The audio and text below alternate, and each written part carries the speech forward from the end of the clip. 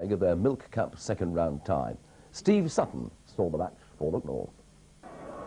After Saturday's 10-goal thriller in London, Newcastle were under the closest of scrutinies in this match.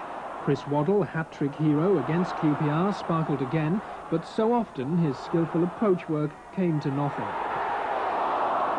Newcastle were eager to please, but desperation crept in as Bradford remained disciplined in defence, restricting Newcastle to long-range efforts.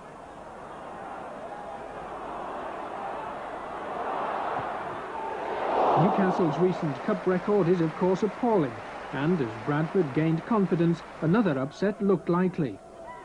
This throw-in nearly led to them taking the lead. Only Carr's reflexes kept the ball out. If anything, Bradford had looked the more likely side to score, but with 3 minutes left in the half, it was Newcastle who took the lead. An outrageously hopeful up and under from Saunders looked harmless, but Neil MacDonald raced in to surprise everyone.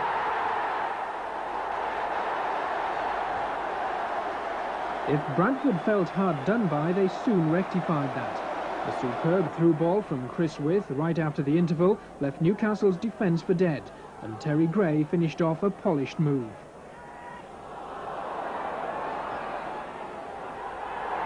With the visitors' fans sensing an upset, Bradford piled on the pressure. Carr again keeps them at bay.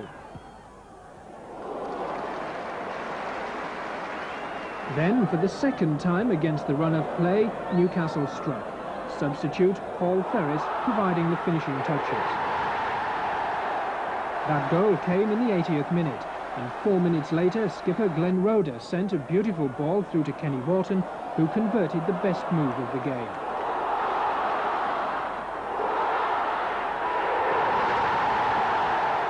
So 3-1 to Newcastle, but with the second leg away from home. Relations. This great save by Kevin Carr from Bobby Campbell prevented the third division side from taking a first-half lead. What a goal then would have done to Newcastle's fragile confidence is anyone's guess. But 2 minutes before the interval, Bradford keeper Eric McManus was caught napping. Where Saunders' soaring cross should have caused him no problems, but Neil MacDonald, following in fast, just beat him to the ball, and United were 1-0 up. 7 minutes after half-time, Bradford were level.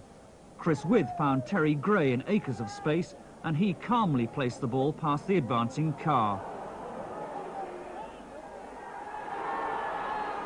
City's sizable following went delirious.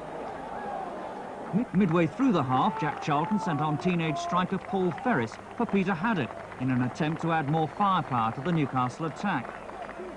The move certainly paid off, as John Anderson's ballooning through ball was touched on by Chris Waddle for the Northern Ireland Youth International to drive in his first senior goal for the club. What a moment for him. 5 minutes later, United gave themselves much-needed breathing space with a third. Glenn Roeder did the spade work, and Kenny Wharton finished it off with a fine low shot. 3-1 the final score, and with the second leg in 2 weeks' time, Newcastle must now have a great chance of getting over the opening hurdle in this competition for the first time in 8 seasons. Certainly looks like.